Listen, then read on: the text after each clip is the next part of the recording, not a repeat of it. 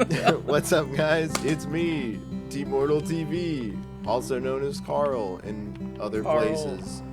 And I'm here with my good buddy Austin. Hello. What's up, Austin? What's up, Carl? How's Sunday afternoon been? It's been a lot less busy than I thought it would be, which is pretty nice. I had plans, they got canceled, and then D&D was fast, so nice. I got to just dick around doing nothing. How was your Sunday? It was pretty good. We made like hibachi, and then I dinked around and trying to grind for Red Dead, and then you were like, no, I don't want to do this. Yeah, and I'm like, all right, say no more, and immediately shut the game down. Yeah, like I tried. Yeah. There was a dude running around with just a machete in the PvP modes and just beating the shit out of me every time. Oh. It was rough, man. For those who don't know, we were gonna fish in Red Dead Online, but it's gate kept by levels, so they don't want to see us fishing. Rockstar doesn't want us to fish, bro. Red Dead Online hates to see me coming. Oh god. But, like I'm real deep in the game on console, but it doesn't have crossplay, so we couldn't do true. That. Yeah. Even if it was, I couldn't get to it. I sold my PlayStation 5. It's gone. Whoa, dude. I sold it for the Switch too. Honestly, that's valid. Yeah. Like at this point, you kind of just need a PC. Yeah. And if you got the money for a PC, of course, or just like a Switch. Yeah. I'm keeping my PS5 because there are like some things that I can only play on PS5, but not a lot of things, especially with Sony chilling out about the exclusivity thing. Yeah, I enjoy watching you play it, but I don't like The Last of Us. I don't like Really? I don't That's fair. like Horizon, and I don't really care for God of War. So, dude, I'm not really rocking with Sony these days. Dude, those are all bangers, though. They're fun to watch. There's a lot to them. It's like it's a whole adventure. Yeah. So for this episode, Austin, you're my one of my designated movie guy friends. I do enjoy a good movie. Yeah. So I am a full-on white boy stereotype. I'm not gonna lie. No, I get it, man. Well, tonight we're gonna talk a lot about movies, and a lot of that will be what some of our favorite movies are. And as you said, white boy stereotype. I'm gonna make a prediction that there's gonna be a Quentin Tarantino on there. There isn't. Oh, there actually you isn't. already are doing better than most. Yeah, because like, and this is gonna. I'm setting myself up to like any like big time movie fans that might watch this are immediately gonna like discount my opinion. It's okay. I've not seen a lot of Tarantino films. Yeah. I've seen Hateful Eight, loved it. Django Unchained, loved it. I saw Reservoir Dogs, wasn't big on it, if I'm being honest. It's not bad by any stretch of the imagination. I don't know. I was young when I watched it, so I should probably give it another watch. But I never finished Pulp Fiction. And if you're gonna ask, I got no idea who my favorite director is. I don't know enough. Oh, I don't either. I don't either because every time I think I have a favorite director, they end up making something that I like hate. Yeah. And then I'm just like, never mind. I don't think I have a favorite director. I just have like a favorite vibe, and yeah. Yeah. I guess the closest I'd have to a favorite would be like Christopher Nolan. Yeah. Because I love the Dark Knight series. And I never saw Inception, so I guess I can't really speak on that. But people always laugh and they point and they go, "Ha ha, funny, funny." I've tried to watch Inception twice, and I fell asleep both times. Damn, really? They're like, "Oh, the dream! Oh, you gotta go deeper! Oh, you fell asleep!" Ah! And I'm like, "Yeah, dude, yeah, it was trying to reach so you funny. on a deeper conscious." Yeah, it's like, yeah, oh, it's so funny. It's just like the movie, or maybe the movie's boring. Just kidding. I don't think it's boring. I love hearing the same joke over and over again. Yeah, I don't think the movie's boring. It's just both times I've tried to watch it, it was after like a full day of nonsense, and we're all chilling. They're like, "Let's turn on Inception." I'm like, I feel like Inception isn't a movie you casually watch. Yeah, exactly. I did see Tenet in theaters, which is like I heard good things about it. Yeah, you either love it or hate it. Or you That's hate fair. it, yeah. I enjoyed it, especially because it was the first movie I saw in a theater after, like, COVID lockdown. So to me, it was like, movies are back. A huge deal. Yeah, Yeah. I'm like, yay. Dude, we're so fucking I could back. go to the movie theater again. Good time. And Hell yeah. and maybe a theme we might see at a certain point in my top 5 movies. I like Robert Pattinson, so That's fair. so That's valid. he might show up a time or two.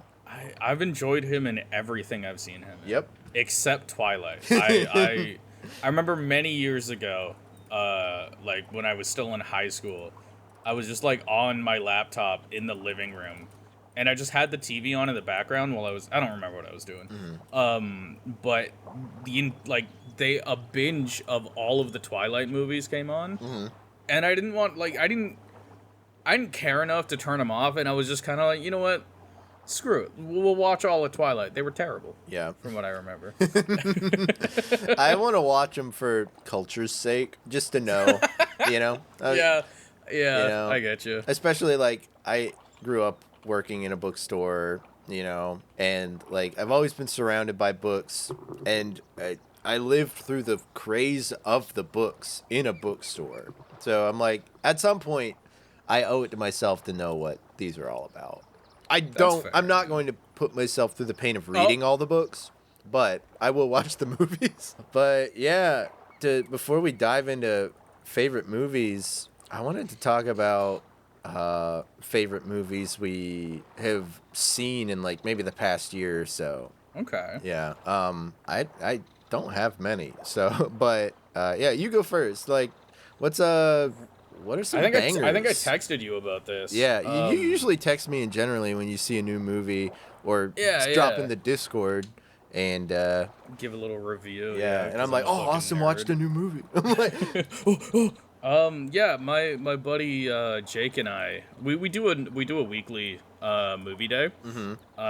And we watched the new Predator film, Predator Killer of Killers. It's animated. Nice. It was fucking fantastic. Oh man. It jumps through different eras. Oh, cool. In history, where the Yautja, which is the actual term of the race of predators, have shown up in like Viking times, samurai times, and then World War II. Okay. Yeah, and it's really cool. It's a lot of fun. It's from the same director of Prey. Oh, sweet. Which banger of a movie. Yeah, I've been meaning it's to got watch that same the Yautja in it have the same cool factor. Nice. If that makes sense. Like all of the combat is very well animated. The animation in general is just fantastic. The voice acting is pretty good. It's got Damien Haas from Smosh in it. That's actually how I found out it existed. I just saw him posting about it. I kind of bummed it never made it to me marketing wise before that. I hadn't heard of it. Yeah. But I super recommend it. If you're even a little bit into either Predator or just action movies in general, watch it. You're going to have a fantastic time. It's a lot of fun. Nice. We also watched the new Final Destination. Oh, nice. I'm not going to lie. It was a fun time. Yeah. I mean, I would hope so. If it keeps the classic early 2000s kind of schlocky vibe it has, you can't go wrong, right? Yeah, it differs from the traditional story of each movie in a little way, but I liked how it did it. Cause my Jake and I had been binging the entirety of Final Destination. Nice. We were doing the Saw series, but it had me full on tweaking. I think I bitched you briefly about it. Yeah. About how much I could not stand the Saw movies because of just either do torture porn or do a story. You don't get to do both, all right? Come on, man. And if you're going to do a story, do a better one. So we switched to Final Destination because they're self-aware. And it's been a lot of fun watching through them.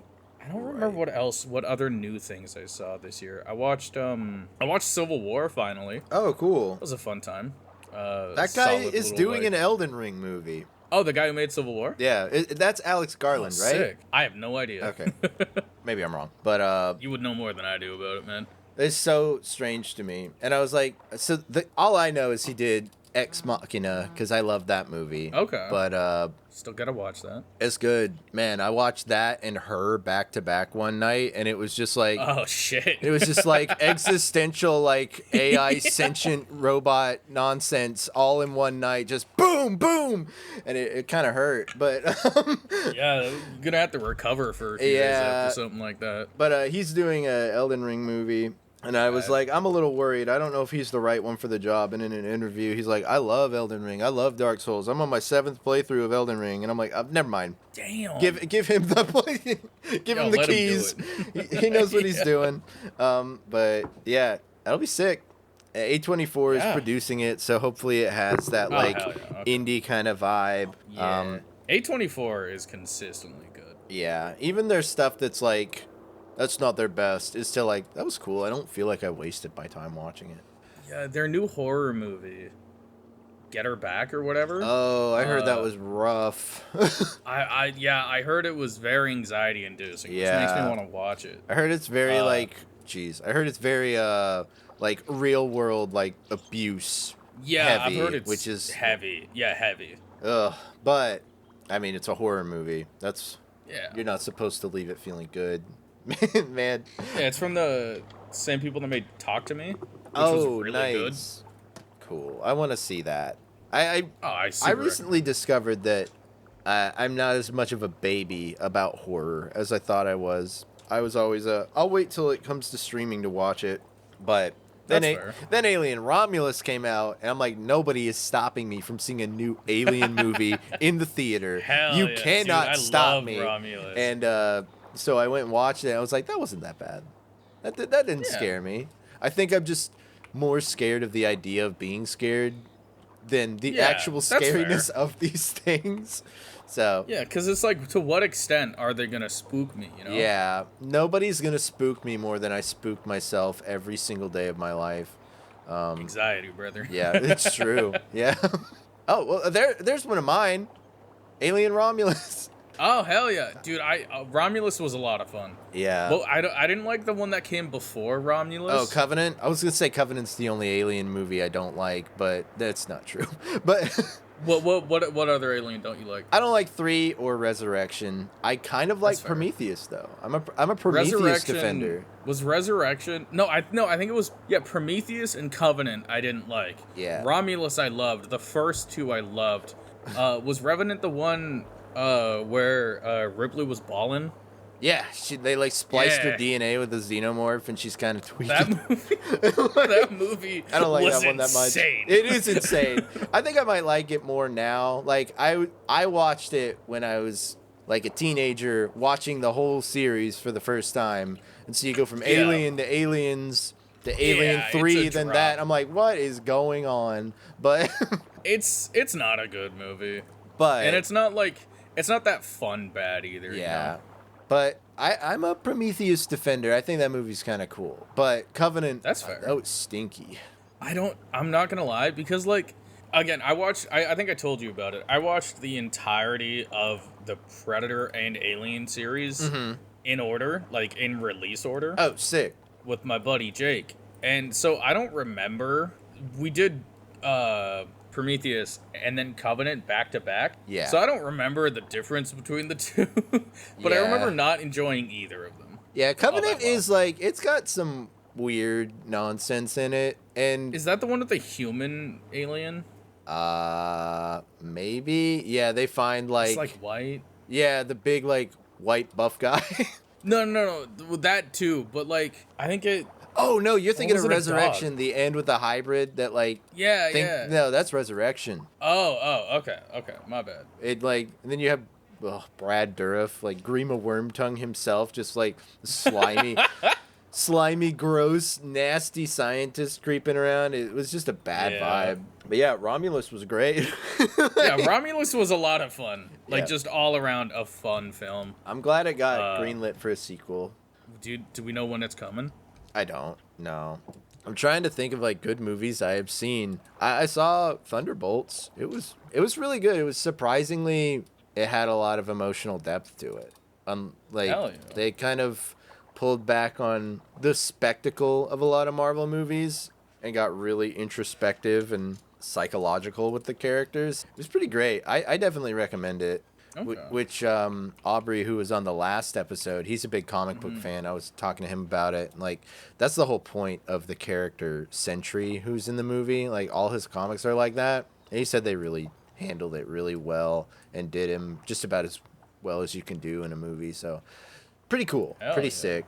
Other than that, so like what? Romulus, Thunderbolts, and the last like major huge thing which will send me down a spiral was You said that you had something you wanted to vent about. Oh. Movie related. So Transformers 1. I went and saw that in That was theaters. a good movie. Loved it. You watched it because during your movie days you've been talking about. We did the entirety of the Michael Bay Transformers movies, and then finished it off with Transformers 1. Boy, we're gonna dig into it. Let me tell you. So you saw Transformers 1, and you know I've said this a million times on stream, but that's kind of the movie that got me into Transformers. I was in a depressive spiral, and I decided it's time to get into like Gundam model kits. We all have that moment. And then sure mine I will was at come Hobby eventually. Lobby looking at them, and I saw an Optimus Prime, and I'm like, nah, we're going Transformers. We're not doing Gundam. And, Good choice. Good choice. And then it was shortly after they had just uploaded the whole first season of the 80s cartoon to YouTube. Like, Hasbro officially uploaded it that way. And so I was watching the 80s cartoon while putting together this model kit for fun. And, like, that weekend, Transformers 1 came out. And I saw everybody on TikTok being like, this movie, like, if you watch the trailers, it looks like a stupid straight-to-DVD kids movie.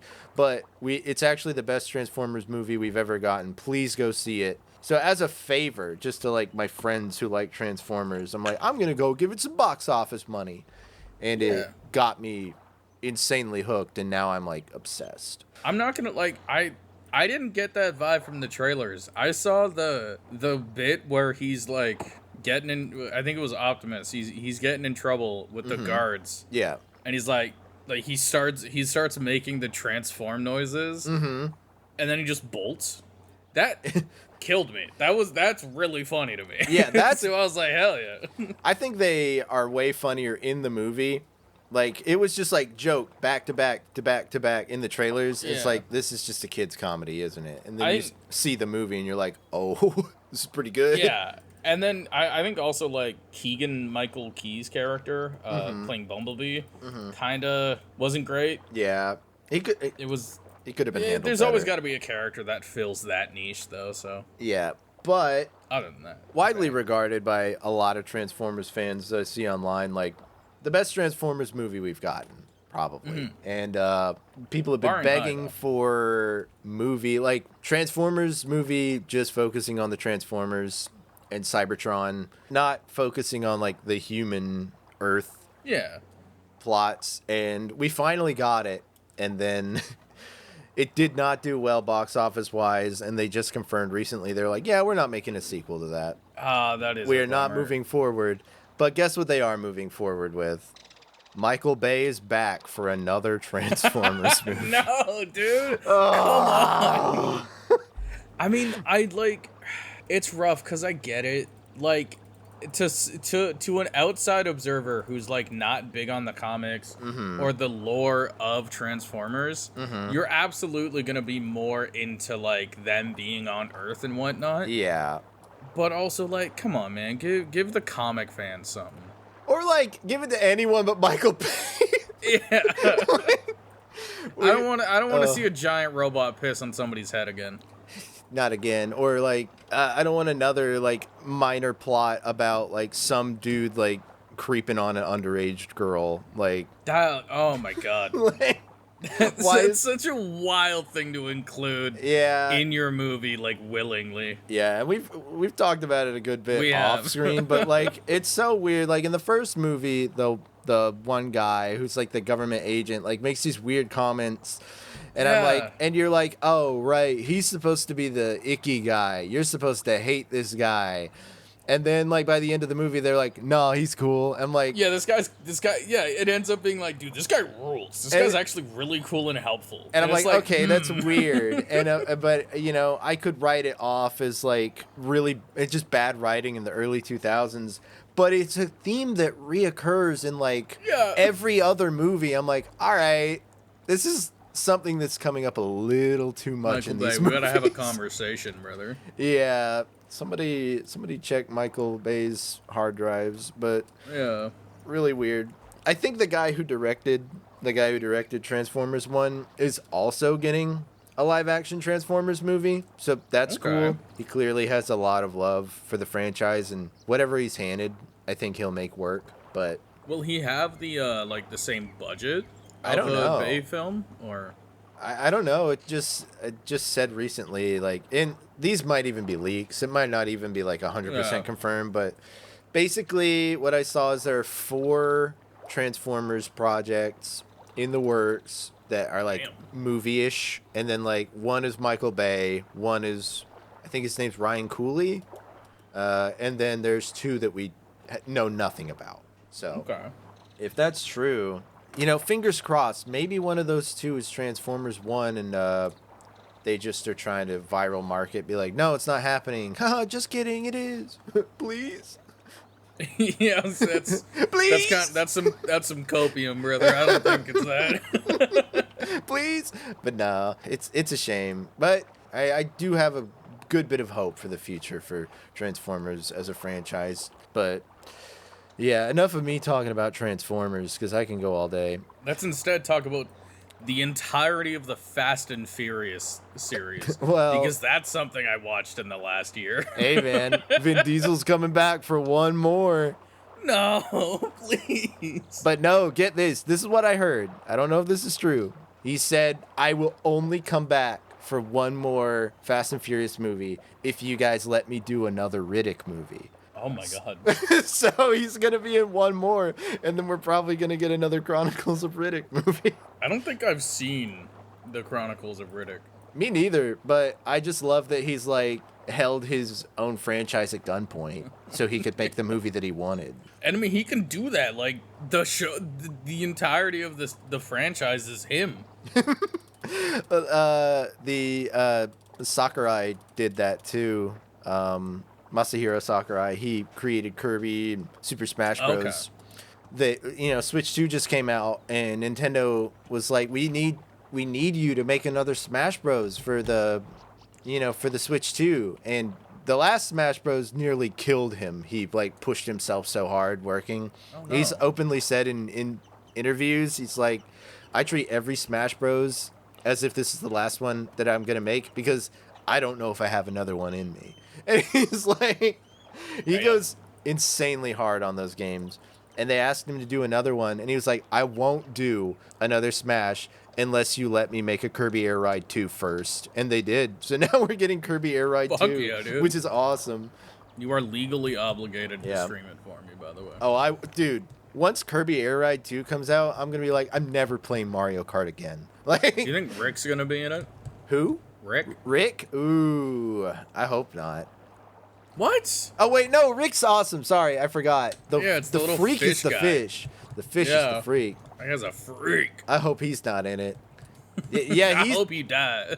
I hope he dies. I hope we see him on a grill cooking up, roasting and toasting. Hell yeah. But what movies coming out are you most excited for? I honestly don't know of any what movies are coming out. Yeah, I really only have one. What is it? A Transformers movie? It's just Superman. Yeah. Oh fuck yeah, Superman. Yeah. I'm so pumped for Superman. Dude, I love. I always forget his name. David Cornsweet. Pardon? That's the guy who's playing Superman. Oh, did you say Dick Cornsweat? No, David Cornsweet. Oh, his last name is Corn Sweat? That's incredible. Yeah, it's like Coren, so it's like Corin, but Oh, okay. yeah. No, the actor for Lex Luthor. Oh, Nicholas Hoult. Yeah. Yeah, I love him. Yeah. Everything he's been in that I've seen has been great. Dude, he did was you in see Sandcastle. He was in The Menu, which is a fantastic. Oh, I didn't know he's movie. in that. Yeah, he plays the. Have you seen it? No, I want to see it because he's great. It's a great movie. I love Anya Taylor-Joy, so Yep, she's I do want to see that. But it's got one of my favorite lines in any piece of media ever. Oh, nice. When you watch it, let me know and I'll tell you what it was. Okay, sick. But yeah, the new Superman looks like a lot of fun. Other than that, though, I don't really know what's coming out. Yeah. Everything, whenever they do, what's it called? The Elden Ring movie I was talking about. I'll be excited for that. Yeah. But yeah, I don't have my finger on the I don't have my finger on the pulse of new movies coming out either. Like, there's Fantastic Four coming out, but I don't really care about Fantastic Four at all. I like Pedro Pascal. Yeah. Pascal. I don't know. And I like the guy who plays the Thing. Yeah, I'm going to see it basically for the Thing, you know? Yeah, because the guy who plays the Thing is one of the main guys from The Bear. The TV show The Bear. It's an incredible show, and I still have to finish season 3. Yeah. But season 1 and 2 are magnificent. If you're even a little bit into like good television, watch it. Let's crack into our top 5 favorite movies of all time. And oh my god, I'd love to talk. Did I just catch a whale? I just caught a whale, brother. Whoa! And so with that segue, Austin's number 5 favorite one is Moby Dick. Fuck, how'd you know? But no, wait, let me find the list. Where is it? Yeah, do you want to go bar for bar? Like, yeah, I do one, you do one. Yeah, and I was gonna say you can go first. All right. So I don't know if I've explained this to you, but the way that I don't really have like a top 5 per se, but I have 4 movies, and then I threw an additional one on that I either enjoyed so much, thought were like masterpieces enough, or just watched them enough that I felt that it merited actually purchasing a physical copy of it. Right. So I'm gonna start with the one that I don't actually have a physical copy of. Okay, and that's your number 5. Yeah, I guess that'll be number 5. Okay. Cool. Good Will Hunting. Okay, cool. Yeah, fucking fantastic acting from both Matt Damon and Robin Williams. Nice. Fantastic emotional beats. It tears me up every single time. Hits real close to home. I think like also the fact that it is one of the things that skyrocketed both Ben Affleck and Matt Damon into superstardom. Definitely. Yeah, it's just all around a fantastic movie. But it's mostly the characters that do it for me. I hate to say it, I haven't seen it. I need to. Oh, I'm a bad movie fan. It is a beautiful film. It's one of those ones that's been on my list forever, though. Yeah, it's one of those I feel, if this is gonna be so fucking like hoity-toity, but I feel like it's kind of one of those like essential movies, like for the culture, like you said earlier, kind of things. When did you see it? Like, how did you first come across it? I think in high school, maybe earlier. I think my mom might have shown me it, honestly. My mom put me on to a lot of like old school stuff and a lot of political stuff early on and stuff like that like was kind of not only political but like philosophical and emotional and stuff like that. Cause like she is a very opinionated woman. I get it from her. Yeah. And like she hates sci-fi. Oh, okay, gotcha. Like she loves real movies. That's how she always puts it. That's funny. Yeah, which is weird because I love sci-fi. But yeah, I remember she put me onto a lot of a lot of movies like that. Mississippi Burning which is a movie with Matthew McConaughey. Right. He plays a lawyer who is representing a black man who murdered the two men that sexually assaulted his daughter. And it touches on a lot of race relation stuff because it's back in the 60s. Okay. I think the 60s, maybe earlier. I think post Jim Crow. Okay. And yeah, it's just a beautiful film, very emotional. Touches on a lot of dark things. Yeah. But yeah, that was the kind of things I grew up watching. Yeah. Like above the age of 10. That's cool. But yeah, Good Will Hunting, just beautiful. That's awesome. Yeah, I grew up, we would have like the Turner Classic Movies channel on all the time. So I would see a bunch of like old classic movies, but mostly my like classic movie knowledge comes from like, really old, like 30s, 60s black and white era. Okay. So I have this gap like of like movie. Psycho? I have this, what? Like Psycho? Yeah. Hell Very yeah, much. dude. Yeah. I watched that in my film studies class. I loved it. But yeah, so a lot of my like movie knowledge comes from like, you know, like 30s up to like 60s, and then I have this huge gap from like 70s to the early 2000s. But I got a question then. What's up? Citizen Kane, what'd you think? Oh man. So I watched that in college. I was lucky enough to one quarter I had to take an extra elective class to keep my full-time status. And so I got to take an intro to film studies class, even though I was going for graphic and web design. Super fun. Loved it. We watched Citizen Kane in that class. And after decades of building it up like it's the greatest movie ever, I was so underwhelmed. Like, I get what it did for film, but I'm like, dang, this is what I was hyping up. Because I remember, like I said, growing up, watching Turner Classic Movies all the time, I literally, like, was just like, is Citizen Kane coming on? Oh man, we're gonna be going to church. I'm gonna miss it. Like, I always just missed it, and I never could catch it on when it was on. So like for decades, I was like, "Oh, Citizen Kane's coming. I gotta catch it." Oh, I missed it. And then in college, I watched it. I'm like, "That's what I was trying to catch this whole time." Yeah, like I mean, it was good, I guess. Kind of, yeah. I mean, for that time, nuts. But yeah. Like, I probably watched that in like 15. Like, I think I watched it around the same time because I did in high school I needed an elective and I took something and then I don't remember what the class was, but then my buddy told me that I should try out the film studies class. Nice. Because he said, quote, "It's legit just watching movies, you're gonna love it." That motherfucker lied. But I was like, cool, dude. So I transferred over. A lot of essays in it, which was a bummer. But I did get to watch some classic movies, so that was cool. Citizen Kane being one of them. Yeah. Essentially the same thing as you. I completely recognize what it did for the industry and for movies in general. I just didn't enjoy it all that much. Yeah. I had so much fun in that class, though. I truly felt like a huge nerd, though. It was weird because I was a graphic design student, and I was one of two graphic design students in the whole class. Everyone else was a film student. And the teacher kept being like, all right, who has seen this classic movie? And I would be the only one to raise my hand. And I'm like, what are you film students doing? Like, why are you here? Like, I was so mad.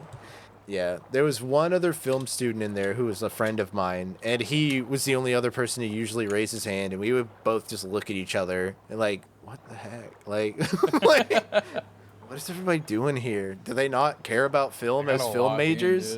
It's crazy. But yeah, I guess I'll say my number 5. It's a bit of a cheat answer. Okay. I will preface this. You know, I'm a big Star Wars fan. You know, I'm a big Transformers fan. I love my superhero movies. I'm not going to include any Star Wars, Transformers, or MCU because I think the fun is the connected larger universe, and like the sum outweighs the parts usually. Okay. So it's not you don't like them based off the quality of the film, more just exactly the like franchise. It's okay. I understand. Yeah, I will say with a full chest, Star Wars is pretty stupid. They're not like amazing movies, but man, do I love they're it. Fun, like, it's like, they're fun. Yeah, it's just fun. It's a world I love. I've loved since I was a kid. But that being said, to completely turn around and do the opposite thing, my number 5 is the Lord of the Rings trilogy. Fuck yeah. It's like, Dude, that's not, no, you're absolutely valid there. yeah. Like, from everything about all 3 Lord of the Rings movies are just, even outside of the overarching story and the lore and all of that, they're just fantastic movies. Yeah, like all the craftsmanship that went into making that with like the practical effects and costumes, and even today, like I think the CGI from those movies looks better than some CGI in movies coming out now. Like it's such a great movie, and it's probably like one of the only huge book adaptions where people are like, no, This like fucks. it's way different, but it's awesome. You should definitely watch it anyway. Like people don't argue over what's better. They're like, no, they're both great. Yeah, do them both, dude. Yeah. Yeah. No, absolutely valid answer. Yeah, It's a little bit cheaty doing all 3, but I support it. Hey. Like, you got to do all 3 together. You know? I mean, they were filmed all together at once and just released as 3 different movies. So That's incredible. Yeah, just even from a filmmaking standpoint, like the camera work, the acting, the characters, the score. Oh my jeez. god, the Howard Shore combat. cooking in the studio. On God, man. Oh man, yeah, they're so great, and similar to my love of Star Wars growing up, like those came out right around the time when I was like in middle school, so it was just like the perfect time to captivate like a young boy's mind to be excited about like fantasy and fun stuff like that. So I was like all in, invested. It's such a nostalgic thing to me, as much as it is like genuinely probably like one of the most iconic trilogies we've had in like modern filmmaking. Yeah, it's just gold, all around gold. Just anything you want out of a movie, the Lord of the Rings trilogy has it for you. God, I want to watch them now. Yeah, man, I haven't watched them in forever, and I have like a 4K Blu-ray set. Oh, I'm on my way. Come on, man. Dude, fly on down. The thing that actually started Jake and I doing movies every Tuesday. Okay, it originally was him showing me the entirety of the Metal Gear franchise. Okay, nice. And then it was a good way to hang out. We'd spend some time together, kick it on a Tuesday. And so it just kind of evolved and was like, hey, I want to keep hanging out every Tuesday. This is fun. Do you want to like do movies? And he was like, fuck yeah. So we did Lord of the Rings, like the extended cuts, all 3 extended cuts. The best way to watch. It's so awesome. All around, just art. Oh man, a great addition. Okay, I don't feel so bad for cheating now. Nah, dude. Again, like there's some things you're allowed to cheat for. Yeah, it's the exception to the rule. Exactly. But yeah, so what would be your what's your number 4? This one might be a little controversial. Okay. Mad Max Fury Road. Okay, I don't think it's that one. That one is valid. It's just a fucking good time. If you watch this movie and you're not on the edge of your seat, I don't fucking trust you. It is balls to the walls action for like an hour and 40 minutes straight. Like, and the characters are great. Furiosa is fucking fantastic, which, by the way, the follow-up movie Furiosa was also really good. Okay. But like, yeah, I love this movie. It also has some really good story beats. Like they clearly understand storytelling, just decided to not bother going super hard with the story, which I'm okay with. Yeah. I'm like, plain and simple, if you don't like this movie, you're a concerning individual. If you don't see the Duff Wagon, if you don't know what the Duff Wagon is, yeah, the big ass fucking like metal band on a truck and a dude hanging with a guitar. If you don't think that's awesome, you're fucking lame, dude. Yeah, not to mention that, like, it's a guitar, like a dude at the front of this like huge tank thing with a guitar shredding with a flamethrower strapped. It's got to a it. fucking flamethrower. It's pretty sick. And some other cool shit that they actually made that guitar. All of those vehicles they actually made. They went to a dump and just spent days with staff gathering random ass things from the dump and made all of those things practical. A majority of the stunts, with the exception of 2 things, are practical stunts. Like, they went so hard with this movie, and it shows, dude. Like, I love Tom Hardy as well. Yeah. I remember watching it, and I'm like, everybody had hyped it up to me like it was the greatest movie ever, and like I didn't get that, and I definitely was like, that was fun, but like you can't come away from that movie not being wowed by the making of it. Like, especially when I can't remember the actual number, but they said it was like somewhere in like the 90% like practical. So like you said, like it was literally like somewhere like 95 or more % practical effects, no CGI, which is insane. It's a like, I'm not gonna sit here and act like it's on the level story in terms of story or emotions or character arcs or character development of any movie, really. Right. Because that's not what it's about. But no. It is a good time. It knows what it is. It is fun. It is one of the greatest action movies I've ever seen, and I will fight to the death about that. It is up there with John Wick, the first one.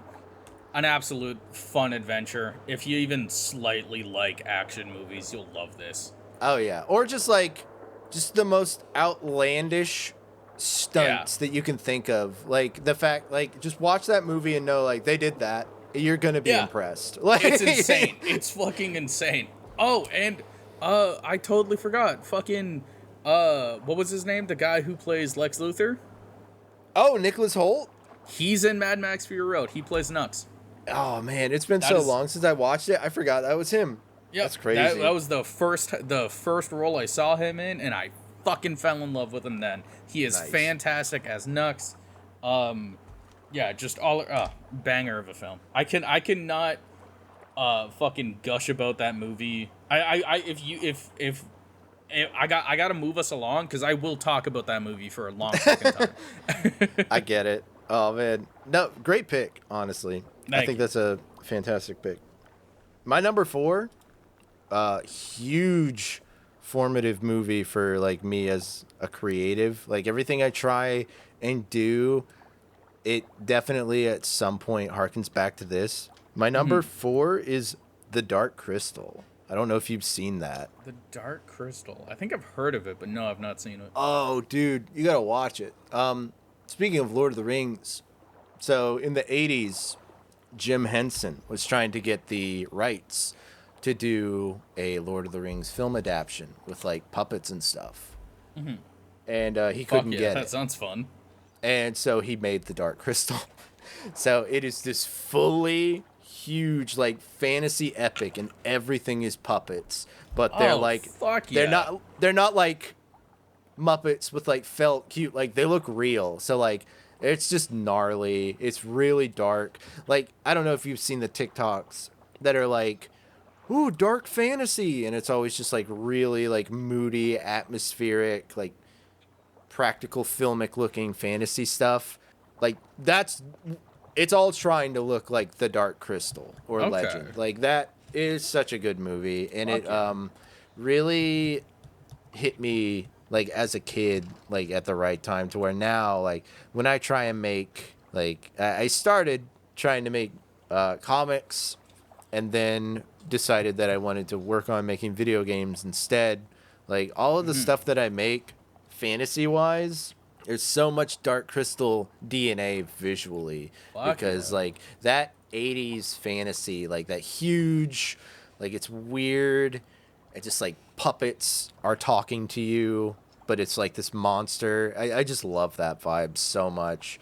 So yeah, Dark Crystal, easily my number 4. They did a follow-up to it. Well, actually it's a prequel, but I hesitate to recommend it because it's insanely good and they canceled it, so it's just like a knife to the heart when it's over. But I feel that, yeah. But yeah, Netflix did a prequel show called Dark Crystal: Age of Resistance, and it's about like how everything gets to the point that it is in the first movie, or it was going to be, and then they canceled it. It is so good. It does nothing but add to the greatness of the original movie. Shockingly, Hell I thought it was going to suck. They did not pull any punches. They were going to do CGI instead, and yeah. Oh. and they looked at it and were like, no, this isn't Dark Crystal. So they got the Jim Henson like creature shop to come back and do everything in real puppets, so it's just as true to the original as it should be. I might even recommend, like, if you are interested at all, like, watch that first because it is a prequel, and then like go back and watch the 80s movie because it's just so cool. Also, I don't know if I said it, just a beautiful soundtrack, man. Hell yeah. Oh, it's so good. But yeah, Yeah, you'll no, often that absolutely like hits a bunch of marks for the kind of shit I would love to watch. Oh yeah. I love I love 80s fantasy movies so much. Oh, that's one of my favorite aesthetics and genres for sure. Oh, fuck, that remind. Could I give like an honorable mention? I do want to do our like honorable mentions after we go through our five. Okay. So just yeah. Beauty. We will get to that for sure. Okay. But yeah, what's your next one? Oh, all right. Again, no specific order. Scarface. Okay. Just I don't have as much to say about it. Like to justify it, because I feel like it's fucking Scarface. If you've seen it, you know why. You know. Yeah. Another classic. I haven't seen it but want to. It's fantastic acting, a great story, a lot of like just cool, memorable scenes. Yeah, again, I don't really have as much to say about it as I do with the other movies. It's just a fun movie. Nice. It's beautifully shot. The soundtrack is fantastic. It's just cool. Yeah, I don't know. I feel bad that I can't like put into words how fucking awesome this film is. I feel like I'm disrespecting it, but it's just, if you've seen Scarface, you know why. Right. And if you haven't, I super recommend it. Yeah, that's one of the ones that needs to be pushed to the top that I haven't seen. Like Scarface and The Godfather both. Oh god, like, I still gotta watch The Godfather. Yeah, I haven't seen either of those, and they're like the classic mob movies. Yeah, just very fun. Like it like changed the history of crime movies. Yeah. Tony Montana is one of the most like iconic characters ever, I feel. Yeah. It's funny as well at times. Yeah, it's a lot less funny later on in the movie. But I don't know, just the like really just the character of Tony Montana and like his rise to the top and then his fall is just fucking perfect. Like it's a fantastic I don't know if character study would be the best word. Maybe it would be. I don't know. But just the character of Tony Montana is incredible. I'm probably gonna rewatch this tonight, honestly. It's like, now I want to watch Scarface. Yeah, dude, I'm just gonna watch movies tonight. Nice. It's just a good time, and like this box. I got the steel set, like the steel case. It's fucking beautiful. It's matte black, right? Cool. And then it's got like the white of his suit in a line of cocaine. Okay. And then like the like buttons of the shirt underneath the suit and his lapel are like blood, and then it's got a pair of sunglasses. Nice. He's cute. I like it. That's cool. Yeah, I've gotten to the point now where, like, when I see a new movie, if I want to own it, I'm definitely trying to get the steel books. And last thing I'll say about Scarface, if you've ever looked at my Discord profile, my Discord's background is the shot from the movie that says "The world is yours." Nice. I don't know why. That just always stuck with me. Nice. Hey, these are all great answers. Like, I and ones that I'm like, man, I've been meaning to see that forever. I need to push that to the top of my short list. Here comes my number 4. Hell yeah. It's a weird one. I'm gonna be a pretentious guy and be like, oh, maybe not a lot of guys have seen it, Hey, nothing wrong with that, man. but just because it's really old. Forbidden Planet. It's Sorry. Go ahead. no, go ahead. That's the animated one, right? No, it's the old, like, barely in color. I'm thinking Like, I'm thinking of Treasure Planet. Sorry. oh, okay. First of all, aside from, how is that not on my list? Me and I need to rethink some things. Me and a couple friends just recently watched Treasure Planet, and I hadn't seen it before. Fantastic movie. So good. I was obsessed with that as a kid. I have some pretty rare Treasure Planet toys because Oh hell yeah. it was weird. Like, if you were around when it was out, Disney handled it very weirdly, and a lot of people think it was on purpose because they wanted to kill their 2D industry and switch to 3D animated movies. Yeah. But like they like changed the home release date like 2 or 3 times. They sent the toys to places, but they never stocked them on the shelves. So like my aunt literally went to Walmart and was like, "Do you have Treasure Planet toys?" They were like, "No." She's like, "Can you check in the back?" And they went and like pulled them out. Like, so Gee, I have. Yeah, that's weird as fuck. It was weird. Great movie, fantastic. I don't know how that's not on my list. I halfway want to replace the one I have with Treasure Planet, but I put Forbidden Planet up there for a reason. Yeah, tell me. I don't know if you've seen. I'm gonna send you a picture real quick. This is where a classic. It's gonna be a giant robot. What do you know? Man, you know me so well. Getting you a birthday present is gonna be easy. I just gotta send you like a bumblebee statue or something. Here's a cool robot. The same robot that's in like every like 1950s, 1960s thing ever. What I have never seen this. He's the GOAT! But it's Robbie the robot. Shout out Robbie the robot. He's really cool. That's why I loved it so much as a kid. And then I revisited it when I was older to see if it held up. That movie is so insanely good for a sci-fi movie that old. So they did a really good job of working within their limitations because, you know, it's like late 60s maybe. So special effects are like next Very to limited, nothing. Yeah.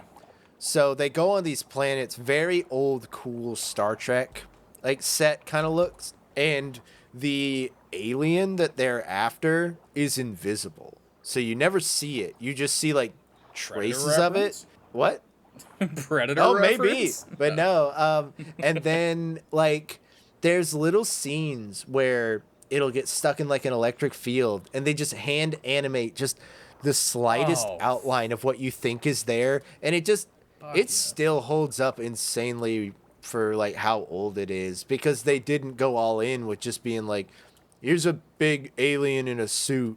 You know, they play with your imagination and your mind, and they do a lot of cool scenes with the classic, like the matte painting background to give like real atmosphere and stuff. It's such a cool movie, and it's pretty like the twist you see at the like end of the movie is like really cool. It's just a great sci-fi time, and when you consider how old it is, it's like really impressive. Also, the only time I've ever seen Leslie Nielsen play a serious role, very early in his career. He's young. He still has full dark hair before he started doing like Naked Gun stuff. Really crazy, but awesome movie. I adore it. So is the plot like they're hunting an alien? They like crash land on a planet and they find like a human man and his daughter, and they're like, we don't know why you're here. And so they're trying to like fix their ship to get off, and the girl is like, I want to go back with them, and the dad's like, no, you got to stay here with me. And that's all I'll say because the rest of the plot is really cool and nuts Okay. for how old it is. Fuck yeah. Classic Turner Classic Movies movie coming on. I just saw Forbidden Planets playing tonight. I'm like, I don't know what that is, alright. but that sounds dope. And as a kid watching it, I was just like, whoa, this is so cool. Hell And yeah. I Throwing a got- I big gotta robot, watch. I'm sold. Yeah. I gotta watch more sci-fi, dude. Just Yeah, in oh man. general. One day I'll lock in and we got to do the Tmortal TV movie nights. Please, man, we gotta. I would totally like mark my words. If we do Tmortal TV movie nights, night one's Forbidden Planet. Like, I'm so down. We can go through both of our top 5s nice over time. Yeah. We can force your community to put up with it. All right, tonight, everybody get ready. We're watching Scarface. Okay, maybe not Scarface, or maybe not my top 5 list, except for a few exceptions, because Yeah. some of them aren't really a fun sit down with the homies and watch kind. Yeah, I feel that. Like Good Will Hunting. If I'm watching Good Will Hunting, I'm watching Good Will Hunting on a couch with a blanket by myself. It's dark. Yeah. And I'm ready to feel, you know? Yeah, for sure. What is your next pick? This one's a little more out there. Okay. Jarhead. Okay. Have you heard of it? Yeah, I'm slightly familiar with it. One time I was hanging out with my friends and we went to a little local Mexican restaurant and they were just playing it on the TV in there. Really? Really weird. I'm like, isn't this movie like rated R? Like, I'm pretty just sure look it up. is, It's yeah. just Jake Gyllenhaal's bare ass in the Yup. screen. I'm like, this is just a public establishment where people can come in and eat, and you just got this on TV. I'm like, Jarhead is a little out there, in that like it is to an extent military propaganda, like full on. right. But I feel like it's a bit more nuanced than a majority of war films out there, in that it doesn't Right. really have war. Uh-huh. Because it's about Desert Shield, in the Marines that signed up, and then as the Marines go, they take you and they fucking they strip you down on an emotional level and rebuild you back up to be a killer. And the Desert Shield, and by extension this film, is kind of a study on like what happens when you brainwash somebody into being a killer and then throw them somewhere and have them do fucking nothing for a month. Oh, And what, yeah. like that, the effect that will have on the psyche. That's what Jarhead is about, and I fucking love Okay. it. Yeah, it's fantastic. It's so Jake Gyllenhaal's character and joins up with the Marines, and he becomes what is called a scout sniper, which is like the fucking big dogs for the Marines. Well, not full on the big dogs for the Marines, but like a step above the Marines.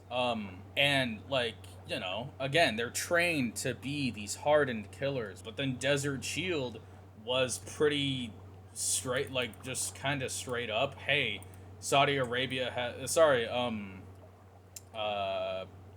fuck, what country was it? Iran? No, Iraq. Iraq has oil. We want that oil. We got people who want us to defend the oil, so let's go defend that oil. From my understanding of it. And so they sent Marines to do it. And like the entire movie is about like them slowly losing their fucking minds because there's Right. nothing for them to do in the middle Dang. of the desert. Sorry, I just noticed my directional mic was pointing away from me. My bad. Oh, you're good. And it's got it's very much a slow burn. It's got a few like funny moments, but for the most part, it's just kind of a slow descent. Uh-huh. And I don't Peter Sarsgaard, I believe it was. Okay. His character in it is one of my favorite characters ever. Okay. There's not really any like specific reason for it. I just find him deeply interesting.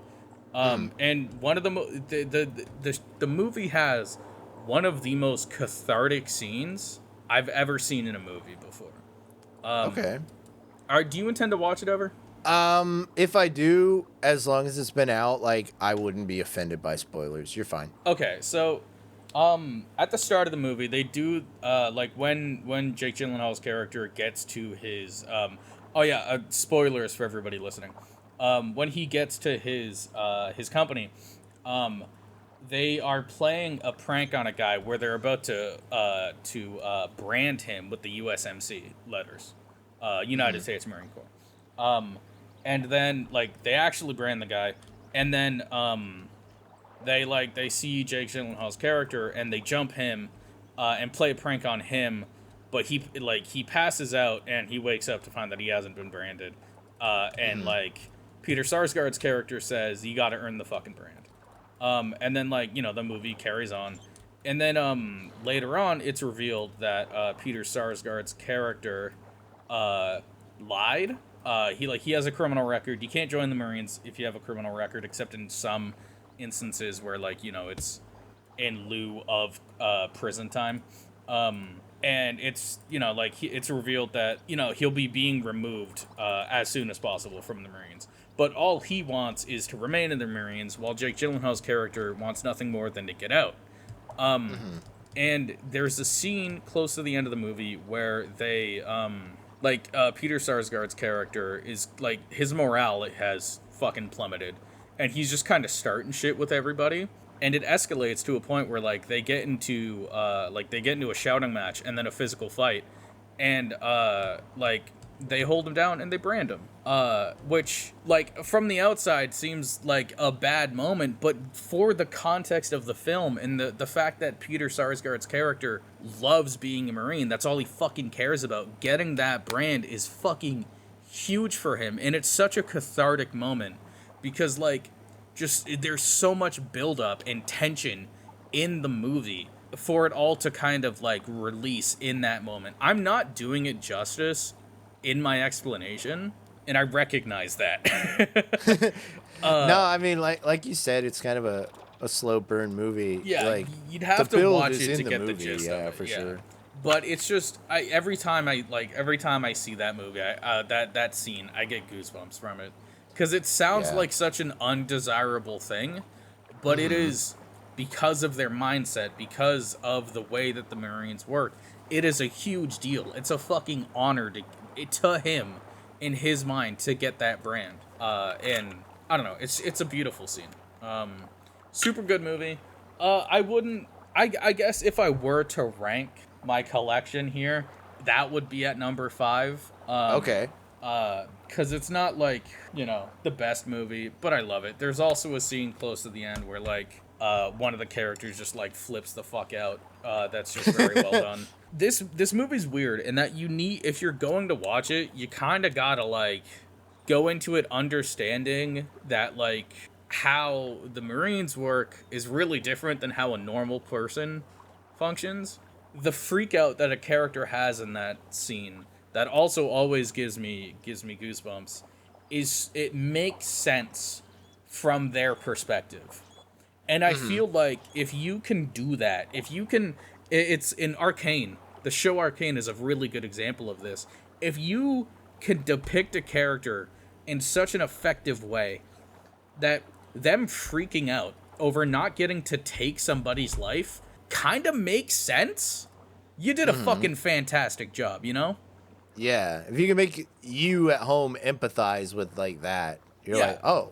And I think that's why I love it, because it does such a good job of, thank you, I don't know why I didn't think of that, of making you empathize with these people who right now want nothing more than to take somebody's life. That's such a crazy concept, but the fact that they are able to effectively make you empathize with them in a way that isn't just, "Hoorah, I love war, go America." Yeah. Because it really, it adds the nuance to it, because it is a lot deeper than that. Like you're saying, and that's cool. I didn't know that's what that movie was about. Yeah. But I don't know. Jake Gyllenhaal doesn't take roles where the character isn't kind of layered. So I don't know why I expected Jake Gyllenhaal not to be in a movie. I mean, sometimes fantastic actors end up in shit things. So that's very true. I understand why. And don't get me wrong. There's 2 other Jarhead movies. From my understanding of them, they are nothing like the first one. Oh, I mean, I've never heard of them existing like the other ones, so that makes sense. But yeah, it's just don't get me wrong, there are a few moments that are like, yeah, fuck yeah, America, ooh yeah, which don't do much for me. But for the most part, it generally avoids. If anything, if I wouldn't go so, I'm not gonna say it's anti-war because it's kind of hard for a movie depicting war to be anti-war. I think the only movie that I would be comfortable calling anti-war would be All Quiet on the Western Front, Right. which is a haunting film. But like this movie is close to anti-war. Yeah, I think what if I'm understanding correctly, it's just like a very good nuance of like you were saying, the institution that like breaks people down, and it's very like it's a look at like, whoa, this is intense, this is nuts. So like I definitely can understand like maybe even a like anti-war, but like pro the people who are roped into war. Yeah, you know. It touches on how like the army, just like military in general, but especially the Marines, will take young men, and rewire their brains, and then just kind of toss them out back into the world like everything's cool. Like they didn't just get altered completely. And it touches on that briefly as well, kind of showing like each member of the unit's life once they get out. Yeah, it's a fantastic film. I love it. Yeah, that's awesome. So that was your like fourth movie you've listed? Yeah, that was number 4. Yeah. Or okay, 2, I lost track of where I was. Oh well, I could just look at the last one I talked about. Yep, that would be the move. All right, I mentioned a little bit of Robert Pattinson. Okay. Number 2, The Lighthouse. Banger. So look at you. Such a good movie. What's up? No, the fucking meme that was related to it. Look at you, post and cringe. I love that. I gotta rewatch. Oh that. man, Sorry, go ahead. Such a great movie.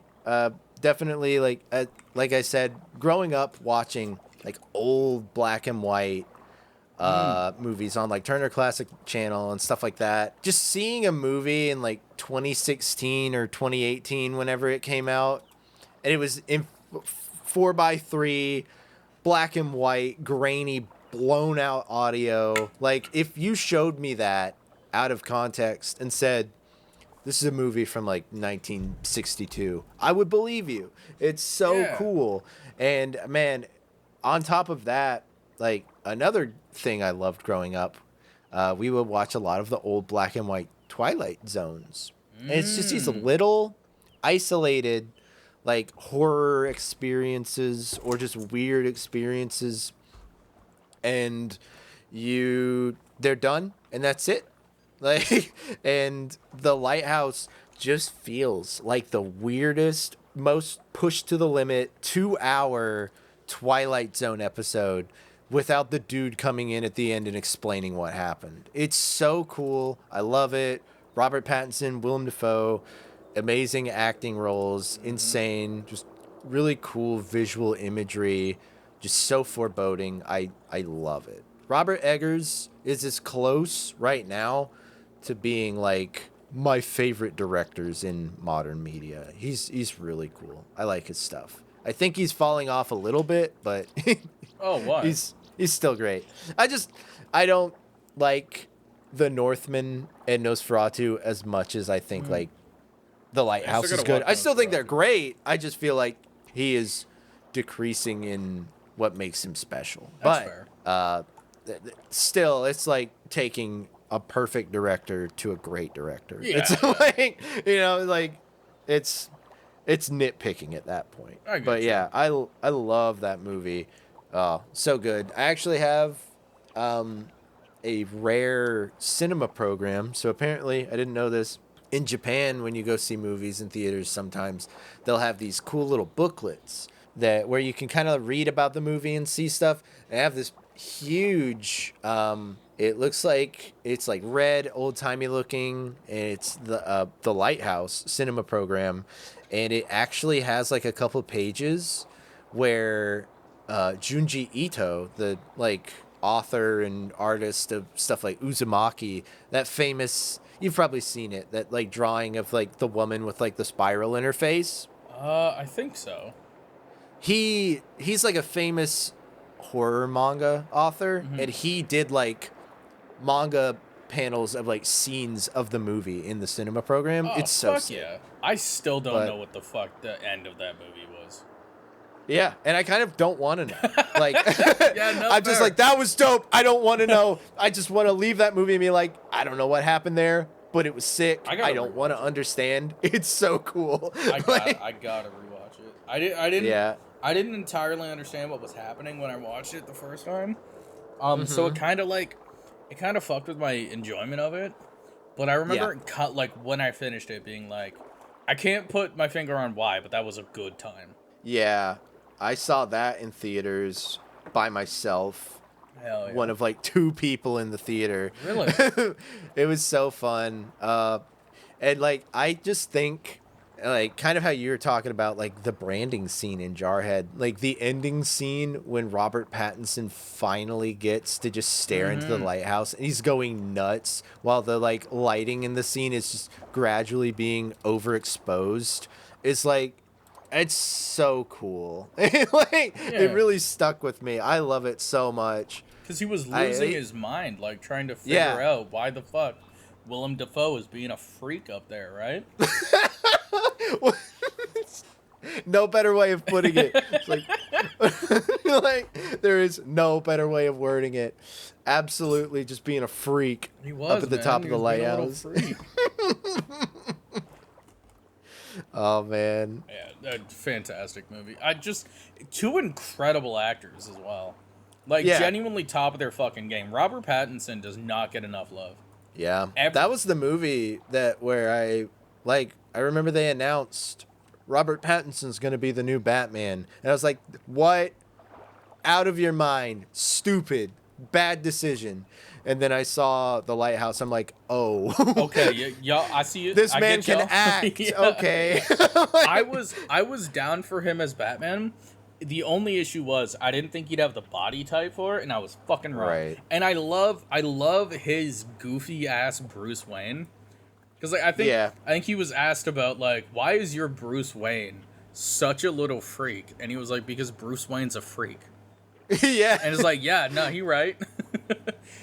Yeah, and he said that's why he picked him. He's like, I don't play characters unless they're little freaks. Yeah, that's what he Like, said. Yeah. Yeah. Yeah.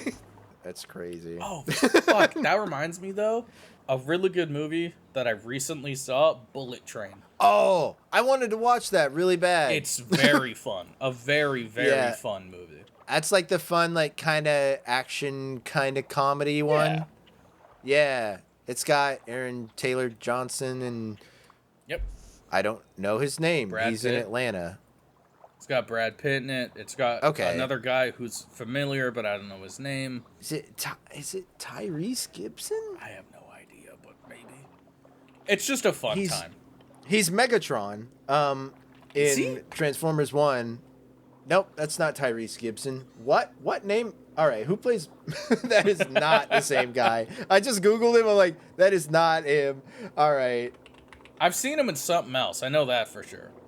Have you watched Atlanta? No, I've been meaning to. Dude, you'd love that. I know, Oh, I know. Brian Tyree Henry Okay. is who it is. He's so in Atlanta, he's the rapper, and Donald Glover is his cousin, who's his manager. Okay. So, Hell yeah. But he's also Megatron in Transformers 1. Okay. Fuck yeah. He's great. I love the energy he brought to Megatron. It's so good. I believe, and this is a really perfect segue, honestly. I believe the guy who plays Megatron also plays Miles' dad in the Spider-Verse films, He does? which is my number one. There we go. Hey! There we Nice. go. That was a perfect segue, man. Oh, I was so hoping that you would. I feel like it would be on there for you. Yeah, I feel like I was gonna ask, like, what do you think my number Yeah. one is? I feel like you know me enough to know that this movie, Into the Spider-Verse specifically, and that's no disrespect to Across the Spider-Verse, it is a fucking banger. Yeah. But Into the Spider-Verse hit me so much harder. Yeah. Yeah. I would not have guessed it was your number one, but I did think it would be in your 5. Like I said, it's not like a list. It's not like, oh, this is my favorite. These are my favorites, if that makes sense. Okay. It's not a ranked. But I will say that I do feel like Into the Spider-Verse is one of the greatest films of all time. Dude, it's so good. I remember going and seeing it in theaters, and just in the lobby they had all the signs around like, yo, seizure warning. Like, Yeah, I'm like, no kidding. I'm like, oh, okay. I wonder what this is gonna all be about. And I saw it, and I just remember watching that movie, and I predicted it. I'm correct. I was like, this is going to change the game for animation. God, Everyone is going to be trying to look like Spider-Verse from here on out, and they have. Like, it's like, even Disney with Wish, they didn't do it as good. But, like, you've got, like, what's the, like, Puss in Boots, Last Wish. Arcane. That, like, the Mitchells versus the Machines, Arcane. Like, everyone's trying to come close. Everybody upped their game, dude. It's like when Kendrick Lamar dropped his verse in Control with Big Sean. It upped the fucking game. People had to lock the fuck in. Yeah, like it made a new standard for animated movies, and it's so cool. And like, man, that's in I don't even think that's just like one of the best like animated movies we've gotten. It's like one of the best superhero movies. Like it's one of the best superhero movies we've gotten. It's so good. It captures the character so well. It understands Spider-Man on such a deep fucking level. Miles is a fantastic character. Peter B. Parker is a fantastic character. All of the other Spider-Mans are great. The character arc is fucking incredible. The animation, oh my fucking god, is incredible. The soundtrack, dude. Oh, as a hip hop fan, I was creaming my fucking jeans the entire time in that fucking in the theater when I watched it. Oh, dude.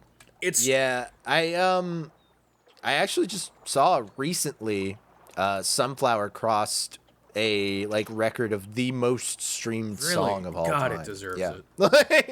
It's such a good song. Like, and that's just one of them out of the movie. Like, there's so many good songs. Yeah.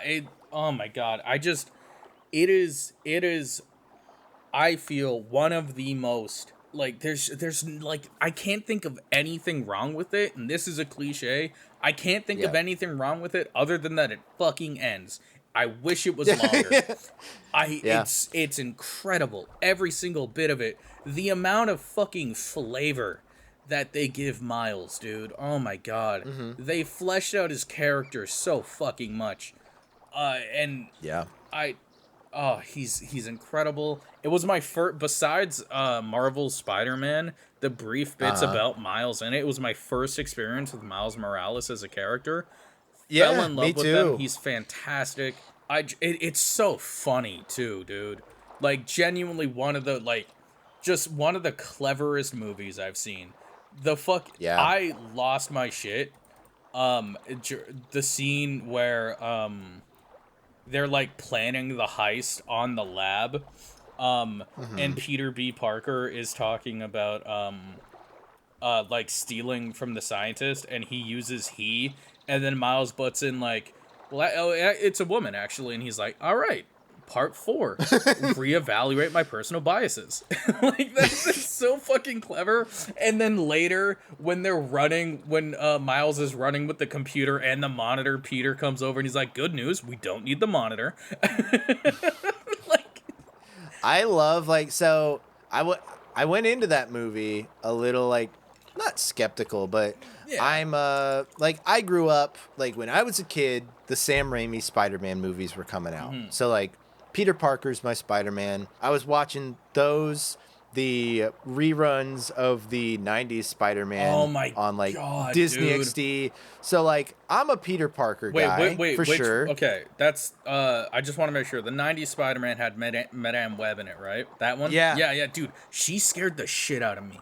I don't know why. As a kid, every time she was on scene, I think it was just that, like, the opening scene where they first introduce her just filled me with anxiety.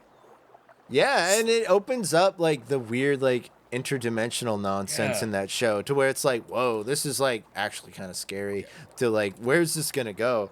But, yeah, so I was a little biased, and they introduced Miles at first as, like, kind of like how he's in the movie, like, Peter Parker's dead. You're replacing him. So when that first happened, I was like, I don't want anything to do with this guy. You can't kill my favorite.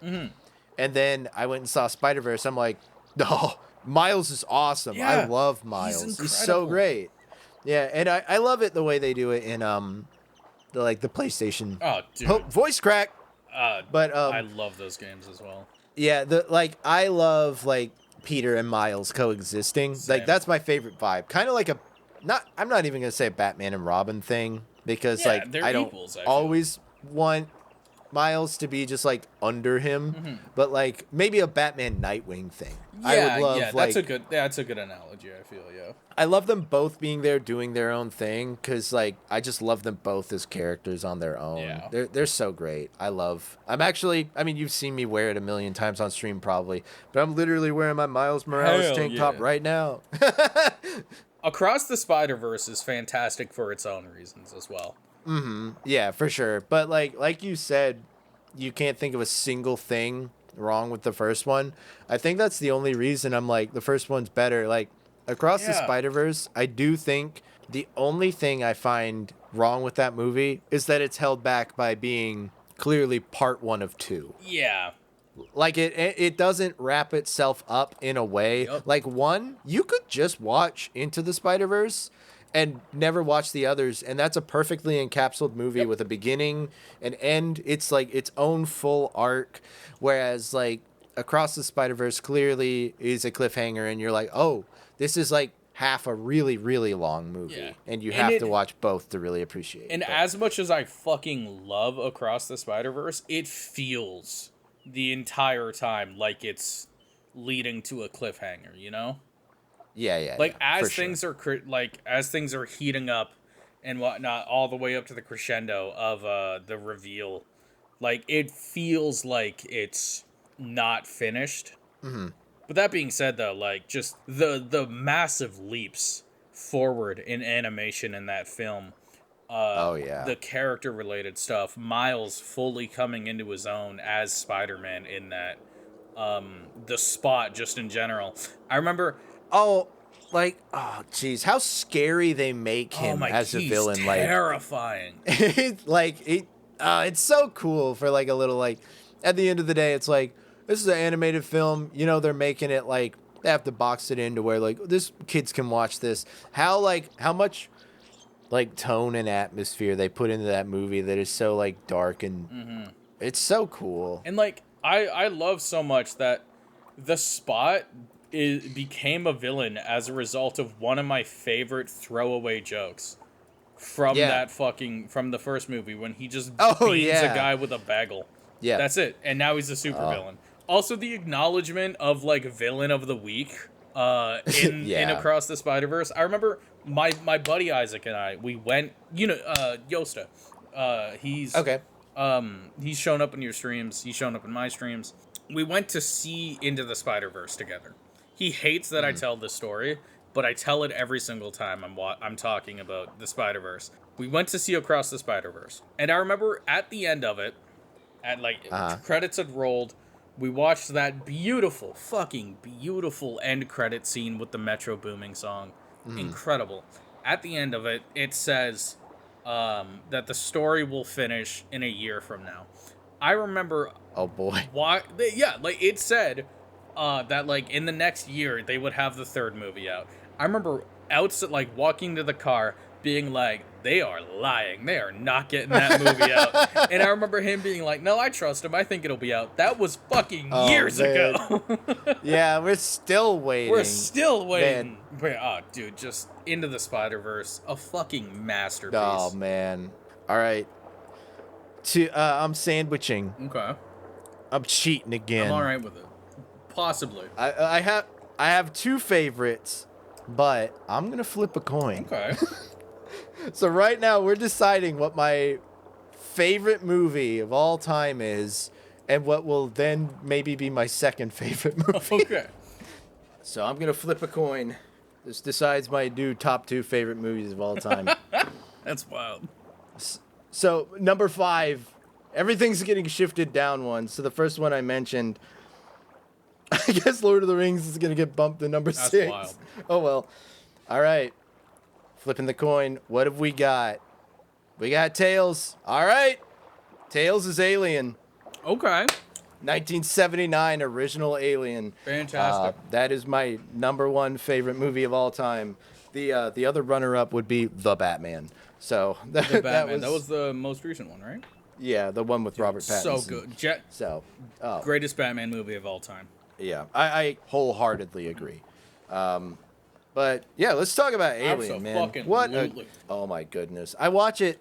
I try and watch it every October because, like, for Halloween, spooky vibes, and just because it's like my all-time favorite movie.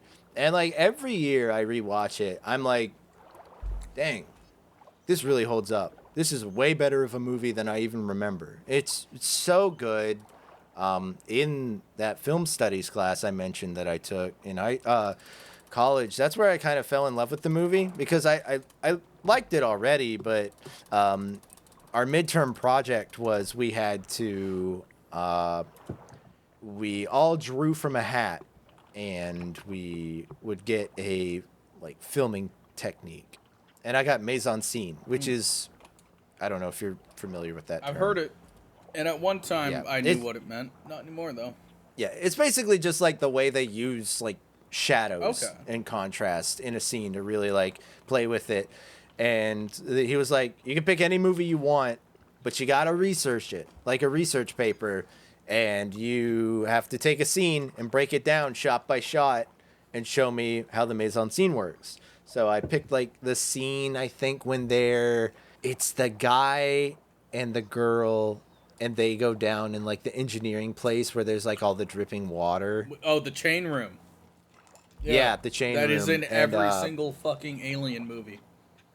Yeah, I picked that scene, but what was fun was like when you're watching, like, as opposed to when you had to write research papers in high school, like I got to use sources like documentaries. Yeah. So I just got to watch like the making of Alien and yeah. see all the craftsmanship that went into that movie, and it's such a cool movie. Ridley Scott literally like went in. So it was made in 79, but he saw Star Wars in 77 and was like, I want to do for slasher horror what Star Wars did for action and adventure. I want to take slasher horror and make it sci-fi, like Star Wars took like fantasy adventure and made it sci-fi, and he did it. Like it's so cool. And yeah, he did it, dude.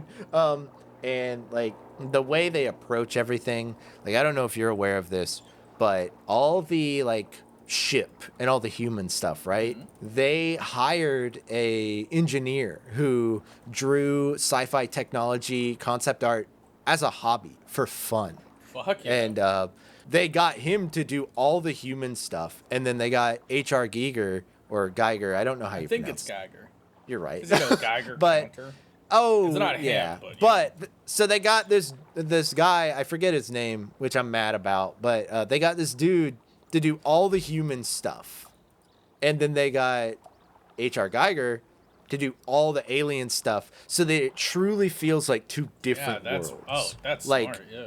Which is so cool. It's like they literally have like two art directors, basically, because they're like, this is the alien world, this is the human world. They can't overlap. And yeah, and like it's so cool. All the sets, they just raided old junkyards, like you said about Mad Max, I love shit and like created like all this like old technology because they wanted to have the allegory of like, you know, corporations like overtaking everyone's life and technology overtaking like the idea of humanity. So that's why the ship is so claustrophobic and everything, because they just wanted to bring about this concept of like we are being smothered in our own industrialism.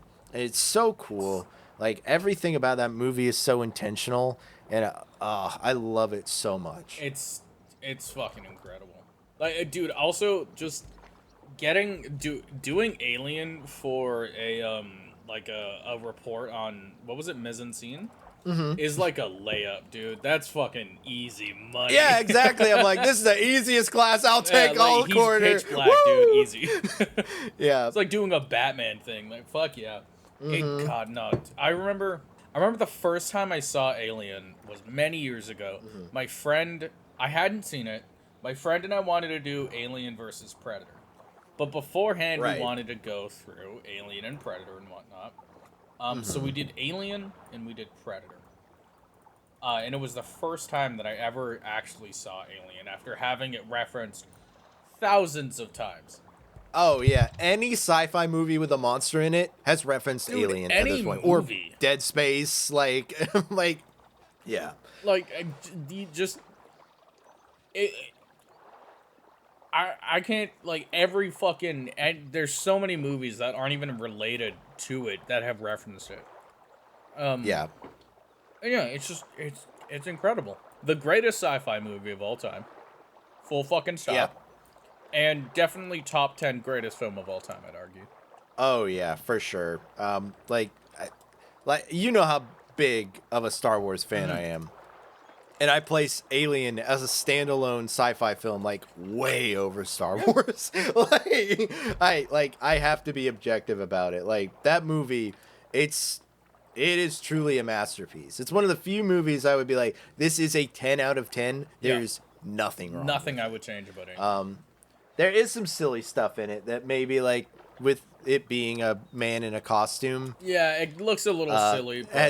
But like, I think it still works. There's a scene that cracks me up every time, because like, you watch any Alien movie after Alien, and xenomorphs are just relentless. They never stop. They're unstoppable, right? And like, the scene in Alien where Ripley finds out that the xenomorph is on the shuttle and it's just curled up taking a nap cracks me up so much. Bro's just taking a little snooze. She's going, it's so a funny. Rough time, okay? Needs a nap. It's so funny to me. I love it. I feel like both Predator and Alien are like such weird franchises because their first films were both absolute like powerhouses. You know? Oh, yeah. Objectively, Alien is from an objective standpoint, Alien is like miles above Predator. That being said, I prefer Predator. That's a hot take. Yeah. I recognize. I mean, Predator's just cool. Yeah, it's a fun time. Like, yeah, Predator is like cool 80s action movie, where Alien is like horror movie, masterpiece science fiction. Like, they're doing completely different things. They're and also like the allegory of sexual assault with Alien. I didn't even know about that until earlier this year. That shit went clean over my fucking head. Yeah, it's so cool because like they wanted, like, in an age like late 70s, like, oh dude, like, misogyny is sadly even worse than it is today. Like, it's not great today, but it's been worse. But and the fact that they were like, we want men to look at this and be like, and stop and think for a second. Like, I want you to stop and think and empathize. Like, this is what it's like.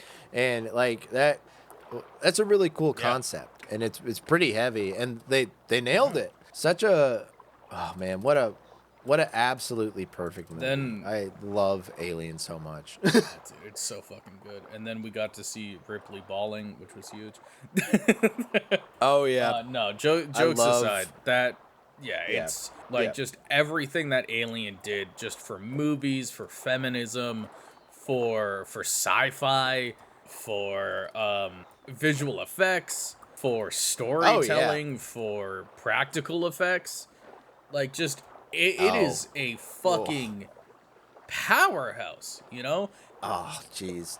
Name a cooler alien design ever than the xenomorph. Yeah, like, they're terrifying, it's, dude. It's so they're cool. So scary. Like, yeah. It's so funny to me that, like, both Alien and Predator, two franchises that came out the gate hitting, like, swinging heavy as fuck, ended up having some of the worst films of all time. Oof. And now, though, are on the way back. Yeah, the pendulum is swinging back the other way. That's for sure. It's fucking awesome. I mean, like, I've heard nothing but good things about Prey. I still need to watch it. Dude. I want to watch the new one too, Killer of Killers. But the last one I watched was Predators with Adrian Brody. That's the last Predator movie I saw, alright. and I liked it. Yeah, of course I was like probably like 15 or 16 at the time it came out, so I was like, whoa, cool. Yeah, Predators. You know, like Predators, like, is solid because it goes out of its way to like mimic the first film in a lot of ways. I'm also a big Adrian Brody fan as an actor, but yeah, let's talk about some honorable mentions. Fuck yeah. I didn't write these down. I should have, because like I have so many honorable mentions. But right off the bat, one of my favorite, like, I don't even know what this would fall under, but Chronicle. I super recommend it. It's a great movie. It's all like set up to be found footage type. It's about just like 3 kids that get fucking superpowers. And like it does a fantastic job of establishing and understanding and like working with the characters that they have. Like a lot of the time it does very much feel like it is just 3 teenage boys with superpowers. Both in the good and bad way. And like just the slow like breakdown of one of the characters is you see it coming, you fully see it coming, but it's still like just super good even though it's insanely predictable. It's one of my favorite films of all time. It's one of those like movies that I just keep coming back to because it's so fucking good. Nice. Yeah, I love it. I'm just gonna rattle off the next 5 that were on my list as my honorable mentions. Yeah, because we've been yapping a while. Oh yeah, but number 6, WALL-E. Yes, love WALL-E. Yes, brother, my best Disney movie. Yeah, it's definitely the best Pixar movie in my opinion. Pixar. I was too mixed up. WALL-E makes me fucking cry every goddamn time, and I am not ashamed to say it. That movie is beautiful. I have a wonderful little WALL-E figure behind me on my little robot shelf that I was talking about. I think you've shown me it. Yeah, I love WALL-E. So good, dude. I love him. After that, another kind of robot movie, Blade Runner 2049. I still gotta watch it. I gotta watch both Blade Have you Runners. watched the original Blade Runner? I haven't. I know. Oh, okay. They're both great. Another great Ridley Scott movie. But I think 2049 is better. Really? That's a hot take. I think it is better. And I wish I could remember his name. There's a guy I follow on Instagram who broke down the movie when it came out. And he made a great point. Like, other than Alien, I think Alien's story is good. But it is kind of like simple. Yeah, absolutely. But he was saying like Ridley Scott is not the best story writer, but he is one of the best like visual world builders.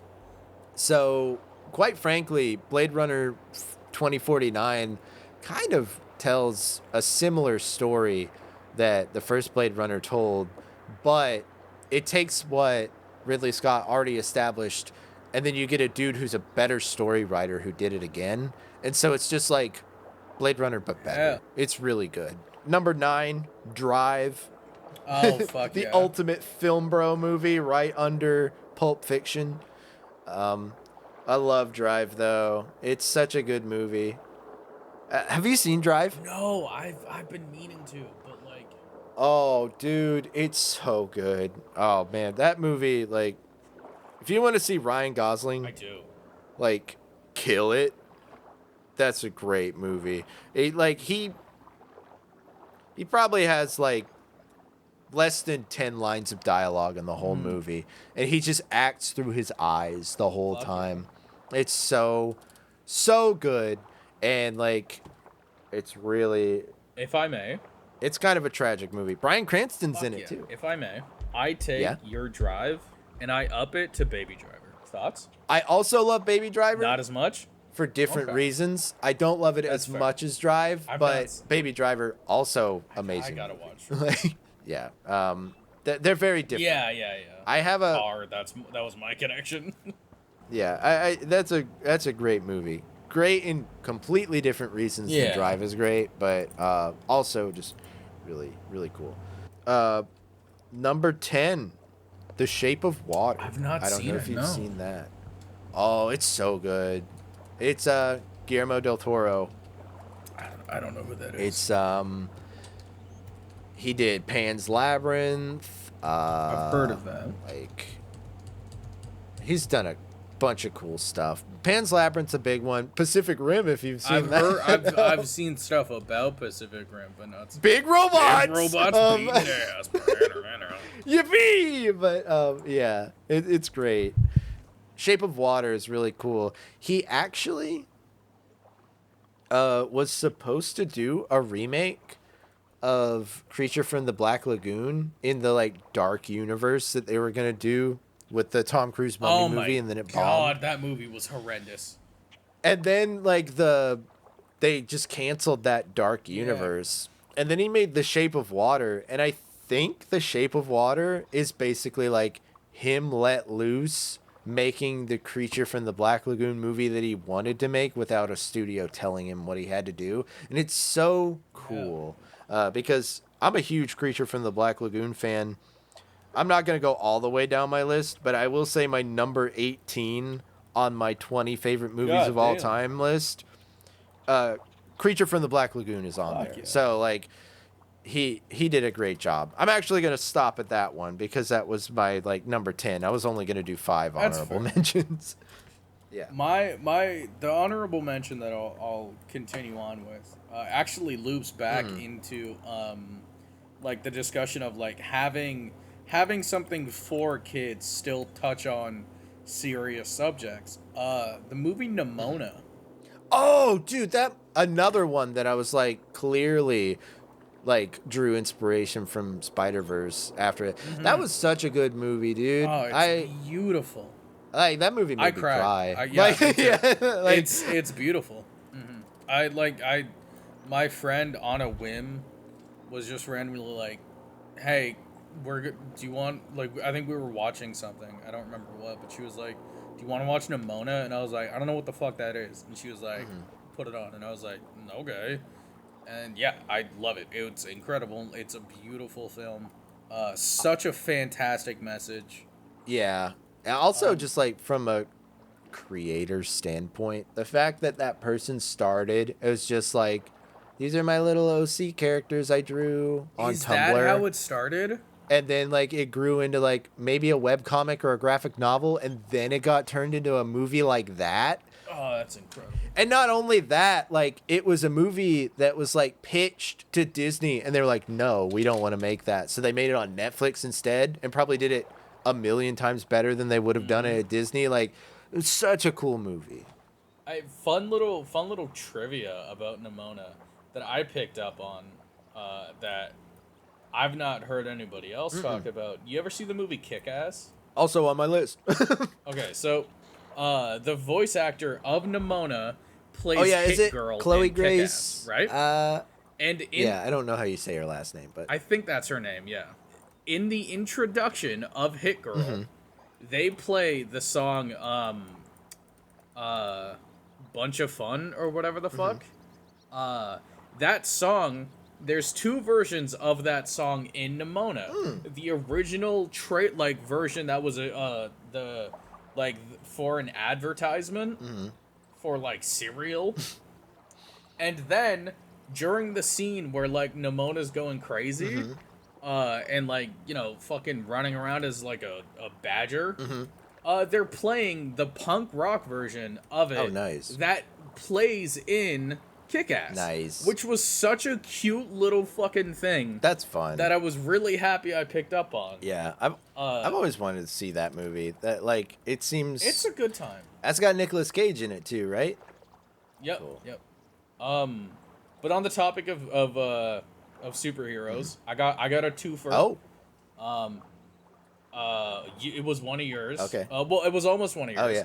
The The Batman. Batman. Like I said, the greatest Batman movie we've gotten. Hands down. It completely understands the character. Yeah. Robert Pattinson fucking kills it. I loved the more gritty, realistic Riddler. Yeah.